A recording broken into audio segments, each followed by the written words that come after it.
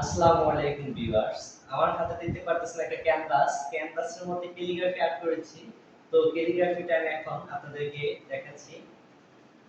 আপনারা কমেন্ট করে জানাবেন যে আমার ক্যালিগ্রাফি করাটা কেমন হয়েছে আপনাদের কাছে।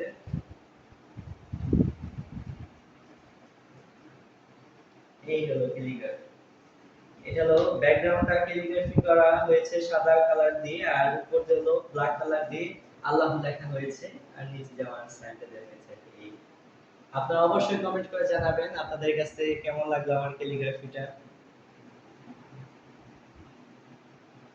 এই যে এই পাশে আরো একটা আল্লাহ ক্যালিগ্রাফি